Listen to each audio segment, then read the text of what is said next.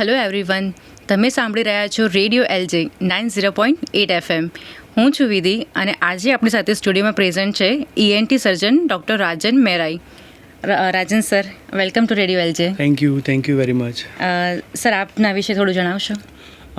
હું ડૉક્ટર રાજન મેરાઈ છેલ્લા 15-16 વર્ષથી અમદાવાદમાં ENT સ્પેશિયાલિસ્ટ તરીકે પ્રેક્ટિસ કરું છું અને મારા ગમતા વિષયોમાંનો એક વિષય એલર્જી અને એલર્જીના લક્ષણો અને એની સારવાર, જેના વિશે આજે હું તમને બ્રીફ કરવા આવ્યો છું. અચ્છા સર, તો એલર્જી વિશે આપણે વાત કરીએ તો પહેલાં તો એલર્જી છે શું? હવે એલર્જી એટલે આપણું શરીરની પ્રતિકારક શક્તિ જ્યારે કોઈ પણ ફોરેન મટીરિયલ સામે અતિ સંવેદનશીલ અથવા સંવેદનશીલ રિસ્પોન્સ આપે એને આપણે એલર્જી કહેતા હોઈએ છીએ. હવે એલર્જીના પ્રકાર હોય છે. એક સામાન્ય એલર્જી જેને અમે નોર્મલી હે ફીવર કહેતા હોઈએ છીએ, જેમાં દર્દીને છીંકો આવી, આંખમાંથી પાણી પડવું એવી તકલીફો થાય છે. ઘણા લોકોને આ વસ્તુ એક્સ્ટ્રીમમાં થતી હોય છે, જેમાં દર્દીનું કમ્પ્લીટ નાક બંધ થઈ જવું, આંખમાં ચળ આવી, તાળવામાં ખણ આવી, કાનમાં ખણ આવી, અતિશય છીંકોના લીધે માથામાં દુખાવો થવો.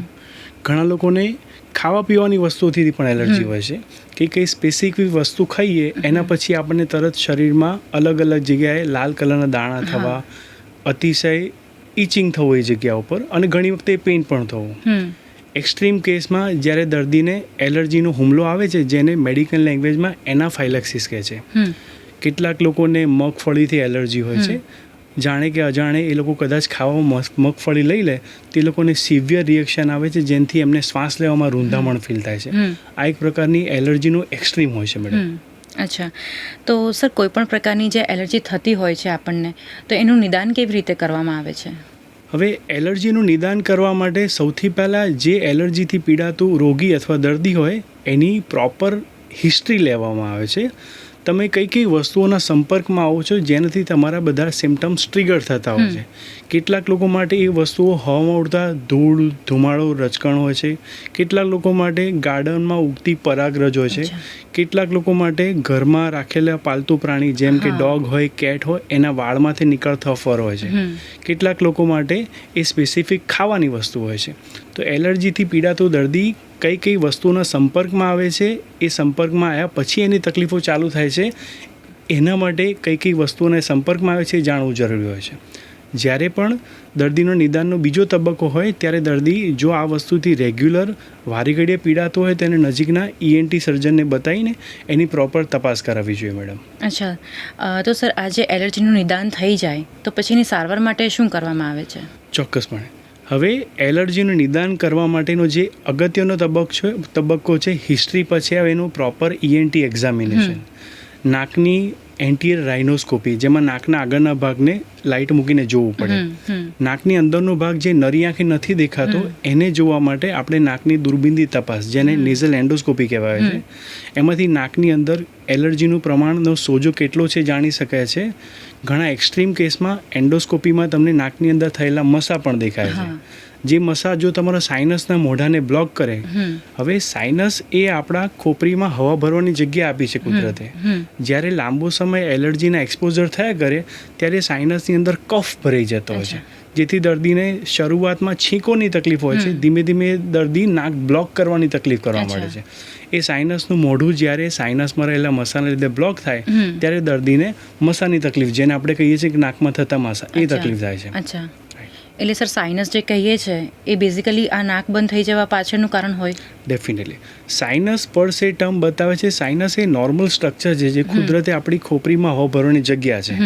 જ્યારે એમાં કફ ભરાઈ જાય અથવા એના મ્યુકસ ભરાઈ જાય અથવા એમાં મસા ભરાઈ જાય, એક્સ્ટ્રીમ કેસમાં ફંગસ પણ ભરાઈ જાય છે, એને સાઇન્યુસાઇટિસ કહેવામાં આવે છે, જેને આપણે સાદી તળપદી ભાષામાં મગજની શરદી અથવા જૂની શરદી કહેતા હોય છે મેડમ. બરાબર છે. એટલે શરદીનું એવું હોય છે કે સર એ અમુક દિવસ તો એનું ટ્રીટ કરવામાં લાગે છે એવું હોય છે ને સર? લાઈક દવા લઈએ તો પણ કે શરદી અઠવાડિયા સુધી તો રહે છે, એમ. There is a difference between સાદી શરદી જે વાયરલ ઇન્ફેક્શનથી થતી હોય છે, જ્યારે બી સિઝન ચેન્જ થાય અથવા ટેમ્પરેચર, હ્યુમિડિટી કશું પણ ચેન્જ થાય ત્યારે થતી શરદી સાદી શરદી હોય છે. પણ પેરિનિયલ એલર્જીક રાઇનાઇટિસ, જેમ શિયાળામાંથી ઉનાળો, ઉનાળામાંથી ચોમાસું, હા, ચોમાસથી season પાછો change. શિયાળો. હા. જ્યારે પણ આ સિઝન ચેન્જ વખતે દર્દીને હેરાનગતિ થાય, જ્યારે પણ દર્દી કોઈ સ્પેસિફિક એન્વાયરમેન્ટમાં જાય ત્યારે એને થતી શરદી, એ બતાવે છે કે દર્દી એલર્જીથી પીડાય છે. અચ્છા, સર એલર્જી માટે આપણે એવું પણ સાંભળ્યું છે કે ઇમ્યુનોથેરાપી આપવામાં આવે છે, તો એ શું છે સર? હવે એલર્જી એવી વસ્તુ છે જે આપણા જનીનમાં બંધાયેલી છે. અચ્છા. એ આનુવંશિક હોય. જ્યારે મારા મમ્મી પપ્પાને એલર્જીની તકલીફ હોય તો હાઈલી લાઇકલી મને પણ એલર્જીની તકલીફ હોય. જરૂરી નથી કે દરેક એલર્જીનો દર્દી છીંકો કરવું જોઈએ. અસ્થમા પણ એક પ્રકારની હા, એલર્જી છે. અસ્થમાનો પ્રોબ્લેમ. પણ જ્યારે એલર્જીના જીન્સ આપણી હેરિડિટરી આપણને મળેલા હોય ત્યારે આપણે ઘણા દર્દીઓને છીંકોની તકલીફ થતી હોય, ઘણા દર્દીઓને શ્વાસની તકલીફ થતી હોય છે. એલર્જીને કંટ્રોલ કરી શકાય છે, ક્યોર નથી કરી અચ્છા, શકાતો. સંપૂર્ણપણે નથી Exactly. ક્યોર કરી શકાય. પણ જો એલર્જીને સારી રીતે કંટ્રોલ કરવું હોય તો એલર્જીની ઇમ્યુનોથેરાપી કરવી પડે, જેને આપણે રસીકરણ હા, કહીએ છીએ. રસીકરણ. જેના માટે દર્દીનું ચોક્કસ પ્રકારનું એલર્જી ટેસ્ટિંગ થાય છે. કઈ કઈ વસ્તુથી દર્દી એલર્જીક છે એનું ગ્રેડેશન થાય છે. જે વસ્તુથી દર્દી મહત્તમ એલર્જીક હોય એ વસ્તુની વેક્સિન તૈયાર કરવામાં છે. વેક્સિન શું હોય છે? કોઈ પણ પ્રકારના રોગમાં સામે લડી શકતો એન્ટીબોડી. અચ્છા. જો આપણે એન્ટીબોડી બહારથી બનાવીને પેશન્ટને શરીરમાં આપી શકતા હોય તો એ એલર્જીને સ્પેસિફિક એ વસ્તુ માટે આપણે એન્ટીબોડી પ્રોવાઈડ કરીએ છીએ, જેથી દર્દી એ તકલીફમાંથી ઘણો બધો બચી રહી શકે છે મેડમ. જેને ઇમ્યુનોથેરાપી, સબલિંગ્વલ ઇમ્યુનોથેરાપી, SLIT, સ્લીટ કહેવાય છે મેડમ. ઓકે, તો સર જ્યારે વેક્સિન આપી દીધી છે તો એના અમુક ટાઈમ પછી શક્ય છે કે એલર્જી ફરીથી થઈ શકે? વેક્સિનેશનની વસ્તુ એવી છે, વેક્સિન લીધા પછી તમે લાંબા સમય સુધી એ એલર્જનથી પ્રભાવિત ન થાવ એવું હોતું હોય છે. પણ જરૂરી નથી કે એક વસ્તુનું સારી વેક્સિનેશન કર્યા સિવાય તમારી બીજી વસ્તુથી તમે એલર્જીક નથી. એટલે વેક્સિન લીધા છતાં પણ પેશન્ટે એલર્જીને કંટ્રોલમાં રાખતી દવા, નાકના સ્પ્રે, ડિકન્જેસ્ટન્ટ મેડિસિન એ બધાને યુઝ કરવો પડતો હોય છે મેડમ. તો શું સર આ જે યુઝ કરવો પડે મેડિસિનનો તો એ લાઈફ ટાઈમ કરવો પડે? ના મેડમ, જ્યારે શરૂઆતના ભાગમાં દર્દીને સારી anti allergic medicine, anti histaminic medicine, ઘણી વખતે નાકની અંદરથી આપતા સ્ટીરોઇડના સ્પ્રે એ ઘણું હેલ્પ કરતો હોય છે. અચ્છા. દર્દીના સિઝન ચેન્જના ટાઈમમાં જ જો દર્દી સારી એલર્જીની દવા લઈ લે તો એને એલર્જીનો મેજર હુમલો આવતો બચાવી શકાય. જે કોર્સ લગભગ પેશન્ટ 4 થી 6 અઠવાડિયાનો લે તો પછી પેશન્ટના બીજા 3-4 મહિના સરસ રીતે જતા હોય છે, જેમાં એને જાજી તકલીફ નથી પડતી. અચ્છા. અને સર આની સાથે જેમ કે તમે વેક્સિન આપો છો, દવા આપો છો અને આપણે ધ્યાન પર રાખીએ છીએ કે આપણે રૂમાલ બાંધીને રાખીએ, એ બધું કરીએ, પણ સર એની સાથે સાથે કોઈ ફૂડ ઇન્ટેક કોઈ એવું મહત્વનું હોય, ભાગ ભજવતું હોય કે આપણે એ લાઈફસ્ટાઈલ અપનાવવી જોઈએ? Definitely madam. હવે સૌથી મહત્વનું પરિબળ એલર્જીની ટ્રીટમેન્ટમાં જ પરેજી છે, જેને આપણે અવોઇડન્સ કહીએ છીએ. જે વસ્તુથી એલર્જી છે એનો પરેજ કરો. જેમ કે ધૂળ, ધુમાડા, રજકણથી બચવું હોય તો સિમ્પલ એક માસ્ક તમે મોઢા ઉપર રાખશો તો તમે હવાના એરબોર્ન એલર્જન સામે પોતાની જાતને રક્ષણ આપી શકશો. ઘણા દર્દીઓને ગાર્ડનમાં ઉગતી પરાગરસથી એલર્જી હોય તો જ્યારે પણ ગાર્ડનમાં ચાલવા જાય તો મેક શ્યોર કરવાનું કે આપણે મોઢા ઉપર માસ્ક રાખીએ. ઘણા દર્દીઓને ખાવા પીવાની વસ્તુ હોય છે, જેમાં સ્પેસિફિકલી મગફળી ગણીએ, ઘણા લોકોને દૂધ કે દૂધની બનાવટથી એલર્જી હોય, ઘણા લોકોને ચાઇનીઝ ફૂડમાં આવતો આજીનોમોટો, જેનથી પણ એલર્જી હોય છે મેડમ. હવે ડે ટુ ડે વર્કમાં એવું આપણે શું કરી શકીએ જેથી આપણે એક્સપોઝર ઘટાડી શકીએ? જેમ કે આપણે 2 વ્હીલર ચલાવતા હોય તો આખું હેલ્મેટ પહેરવાનું, 4 વ્હીલર ચલાવતા હોય તો આખા કાચ બંધ રાખવાના, અથવા જ્યારે આપણે ગુજરાતી ફેમિલીમાં આપણા ત્યાં એવો નિયમ હોય કે એવું બંધારણ છે કે આપણે સવારે આપણા બેડશીટ બદલીએ. એલર્જીવાળા દર્દીઓને ખાસ કરીને રાત્રે જે બેડ પર સૂતા હોય રાત્રે બેડશીટ બદલવાની. અચ્છા, રોજ રાતે?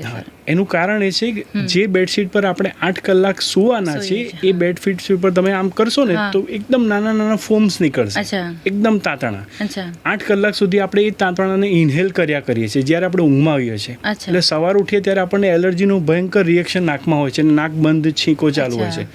જો એ દર્દી એટલું મેક શ્યોર કરે કે રાત્રે સૂતા પહેલા નવી ચાદર રાખે જેથી એના જે ફોમ્સનું એક્સપોઝર જે અનઇન્ટેન્શનલી એનાથી થતું હોય છે ઘટાડી શકે છે મેડમ. અચ્છા. તો સર જ્યાં ચલો અનફોર્ચ્યુનેટલી કોઈકને રહેવાનું જ એવી જગ્યાએ છે કે જ્યાં ધૂળ વધારે હોય તો સર એમને શું પ્લેસ ચેન્જ કરવાની જરૂર નથી મેડમ, કારણ કે it is not feasible for everybody. એ દરેક વ્યક્તિ માટે અનુકૂળ નથી હોતું કે એલર્જીની તકલીફ લીધે જગ્યા બદલી શકે.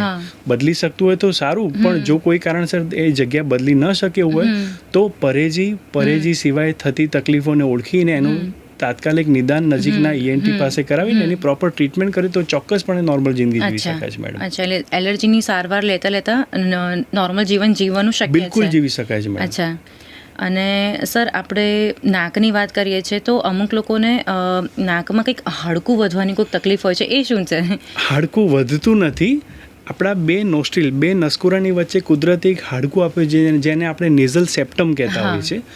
કેટલાક લોકોમાં એક સેપ્ટમ ડાબી બાજુ ત્રાંસું હોય છે, કેટલાક લોકોમાં જમણી બાજુ ત્રાંસું હોય છે. ત્રાંસો પડદો હોવો કોઈ તકલીફ નથી. એ તો દર્દી જ્યારે જન્મ્યું છે ત્યારથી ત્રાંસો પડદો લઈને જન્મ્યું છે. પણ ત્રાંસો પડદો તમારા સાઇનસના મોઢાને કેટલું બ્લોક કરે છે એ તમારી ટ્રીટમેન્ટ નક્કી કરે છે કે ત્રાંસા પડદાને સીધું કરવાની જરૂર છે કે નથી. ત્રાંસા પડદા સાથે તમે આખી જિંદગી નોર્મલ જીવી શકો, પણ ત્રાંસો પડદો તમારો સાઇનસના મોઢાને બ્લોક કરતો તો પછી એને સીધું કરવાની નાકની દૂરબીનથી થતું ઓપરેશન, જેને સેપ્ટોપ્લાસ્ટી કહેવાય છે, એની જરૂર પડે છે. અચ્છા. સર, હવે આપણે વાત કરીએ કાન વિશે. તો કાનમાં સર એવું હોય છે કે બેઝિક ક્વેશ્ચન એ આવે છે કે કાનની સફાઈ જે બધા ઇયરબડ્સ યુઝ કરે છે તો એ કેટલું સેફ છે? ના મેડમ, કુદરતે આપણા કાનની રચના એવી કરી છે કે વેક્સ એ નોર્મલ નેચરલ સિક્રેશન છે જે દરેકના કાનમાં હોય છે. એ કોઈ રોગની નિશાની નથી. પણ જો આપણે કુદરતી રીતે વેક્સ એની જાતે બહાર આવી જાય એવી રચના કુદરતે કરી છે. આપણે બહારથી ઇયરબડ કે કશું પણ વાપરીને એને સાફ કરવાની કોશિશ કરીએ છીએ તો પ્રેક્ટિકલી આપણે કશું સાફ કરતા જ નથી. જે એક્ઝિસ્ટિંગ મેલ હોય એને ધક્કો મારીને અંદર પહોંચાડતા હોય છે અને પછી મેલ એવી જગ્યાએ ફસાઈ જાય છે જ્યારે પેશન્ટને લાગે કે મને ઓછું સંભળાય છે, મને ભાર લાગે છે. એટલે એઝ સચ મેલને સાફ કરવાની જરૂર નથી. કાનની કેનાલની કુદરતે સ્કીન એવી આપી છે જે એની જાતે મેલને બહાર લઈ આવી રહી છે. બહાર આવેલા મેલને તમે જ્યારે ઇયરબડથી સાફ કરો છો તમે એકચ્યુઅલી બહાર આવેલા મેલને અંદર નાખી દો છો. એવું કરવાની જરૂર નથી હોતી મેડમ.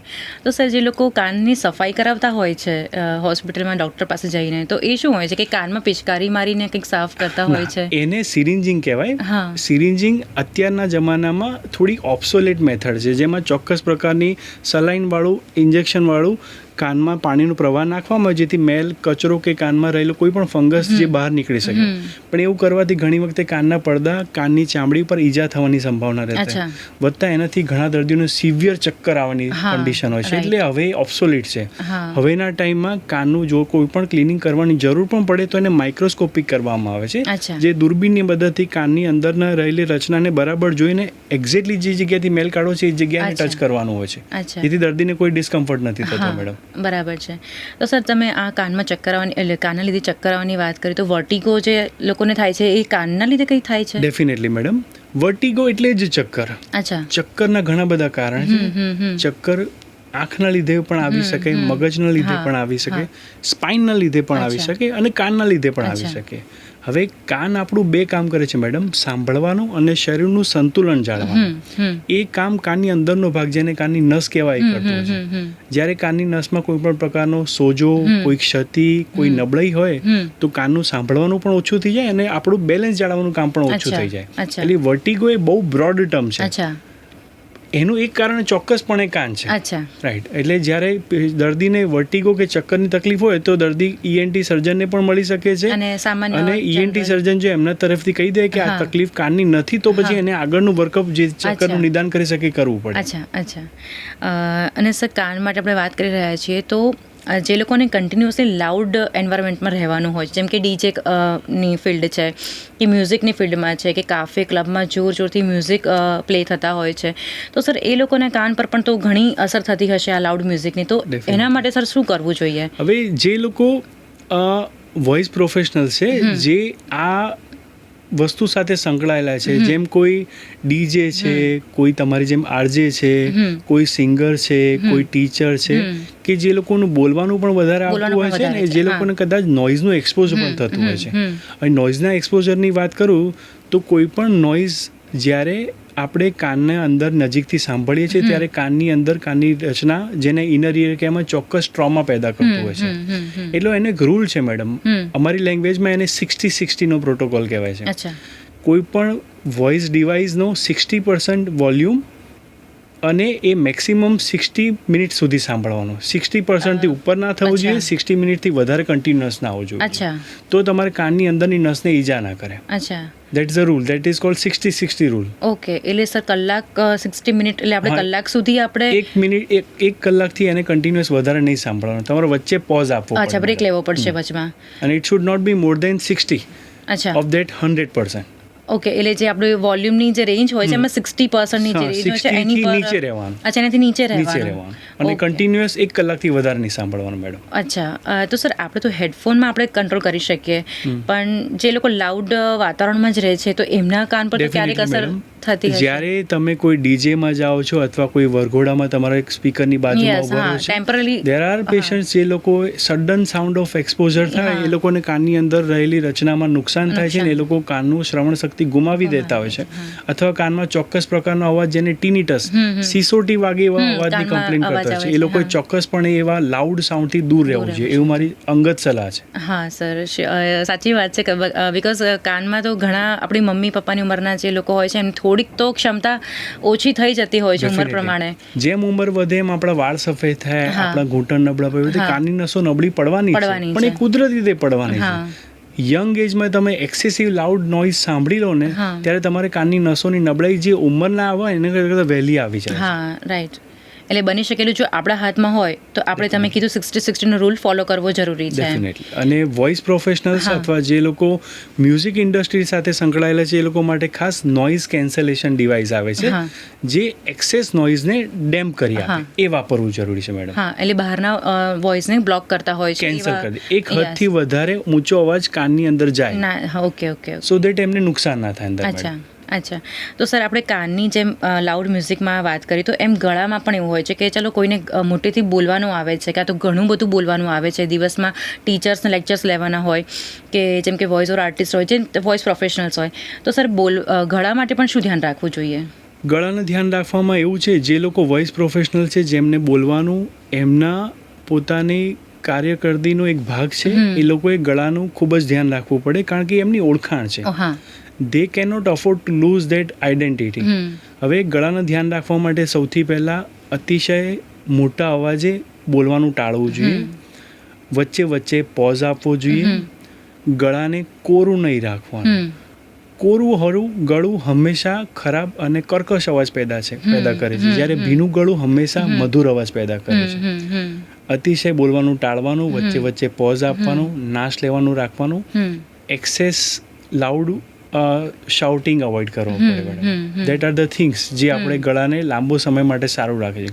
ઘણા લોકોને એસિડિટી એક્સેસ રહેતી હોય તો બી એમનું ગળું બગડી જતું હોય, ઘણા લોકોને સાઇનસની શરદી, ગળામાં કફ વાટે પેટમાં ઉતરતો હોય તો બી ગળું બગડતું હોય. એટલે એની સાથે રહેલા પરિબળોને ઓળખીને એને પણ સાથે સાથે કંટ્રોલ કરવાનો હોય છે મેડમ. અચ્છા, તો સર એઝ એન ENT સર્જન આપ ગળા, નાક, કાન સંબંધી કોઈ એવી એડવાઇસ ડેલી રૂટીનમાં કંઈ ઉપયોગી થઈ શકે એવી આપવા માંગો? હા, કાનના ગળું એ એવી ક્રિવાઇસીસ છે જે વિઝિબલી એક્સેસેબલ નથી. ધારો કે શરીરના કોઈ પણ જગ્યાએ આપણને કોઈ પણ રોગ થયો હશે તો તમે દેખી શકશો ને તમને એનો અણસાર આવી જશે કે મને આ જગ્યાએ આ તકલીફ છે. જ્યારે ઇયર, નોઝ અને થ્રોટ એ 3 ક્રિવાઇસીસ છે, એટલે સાદી ગુજરાતી ભાષામાં ગુફાઓ છે, જેમાં તમે તમારી જાતે એનું કોઈ પણ નિદાન કે તમને એનો અણસાર આવે એવી શક્યતા ઓછી છે મેડમ. જ્યારે તમને લાગે કે તમારી કાનના ગળાને લગતી કોઈ પણ તકલીફ એક હદ કરતાં વધારે સમય માટે અથવા એક હદ કરતાં વધારે ફ્રીક્વન્સી માટે તમને વારે ઘડીએ પરેશાન કરી રહી છે, તો તમારે ચોક્કસપણે ENT સ્પેશિયાલિસ્ટનો કોન્ટેક્ટ કરવો જોઈએ, સેલ્ફ ટ્રીટમેન્ટ ન કરવી જોઈએ. જો કોઈ પણ ENTને લગતી તકલીફનું શરૂઆતના ભાગમાં સારું નિદાન થાય તો એ વ્યક્તિને એની સારું ટ્રીટમેન્ટ અને સારી સારવાર મળી શકે છે મેડમ. હા, એટલે આપણને જે સામાન્ય લક્ષણો લાગતા હોય કે ગળું ખરાબ થઈ ગયું, થોડીક વાર માટે આપણે કોગળા કરી લીધા અને મટાડી દીધું, લાઈક થોડા નાના લક્ષણોને આપણે અવોઇડ ના કરવા જોઈએ, આપણે એના માટે પ્રોપરલી નિદાન કરાવવું જોઈએ, ચોક્કસપણે એની ટ્રીટમેન્ટ કરાવવી જોઈએ મેડમ. હા સર, તમે ઘણી સારી ઇન્ફોર્મેશન શેર કરી અમારી સાથે, અને રેડિયો LJમાં આવવા બદલ આપનો ખૂબ ખૂબ આભાર sir. Thank you very much. Thank you so much.